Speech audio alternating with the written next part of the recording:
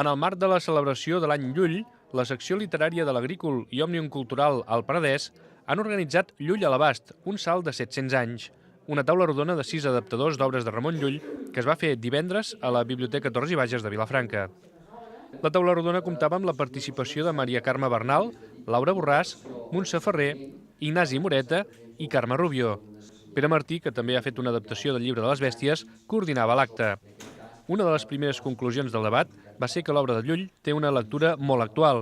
Celebrem justament els 700 anys, és moltíssim, i en canvi doncs, té un llibre com és el Llibre de les Bèsties, que està ple de faules, té un fil conductor, però està ple de faules, de contes, que moltes vegades reconeixem amb altres versions, perquè eren contes de tradició oral, amb altres versions poden ser contes que avui s'expliquen amb tota normalitat als infants.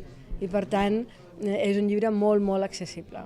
D'altra banda, també es va posar sobre la taula el risc que suposa adaptar una obra clàssica, una tasca arriscada però necessària. És una feina arriscada, però que s'ha de fer, perquè si no la literatura no sobreviurà. És a dir, si no la fem arribar als nois i noies, i si no fem que visquin aquesta obra, i en aquest cas en concret el Llibre de les Bèsties, que sigui una experiència positiva, ens hi juguem molt. Per tant, l'objectiu és molt sa i molt bo. L'adaptació dels clàssics existeix a totes les grans cultures i fa que els lectors més joves s'acostin a l'obra.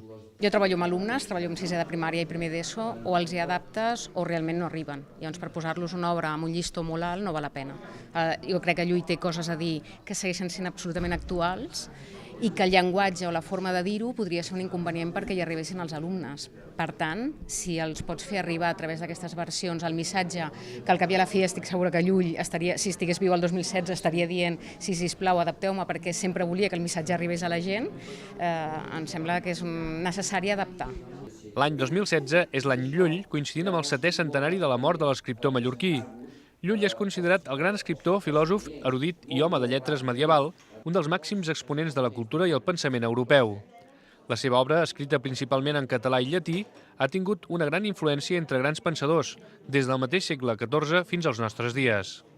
Va produir una sòlida obra literària que se situa just als inicis de la tradició literària catalana i que inclou títols emblemàtics com el Blanquerna, amb el Llibre de Miquel Amat, el Llibre de les Meravelles, amb el Llibre de les Bèsties, o el Llibre del Gentil i els Tres Savis.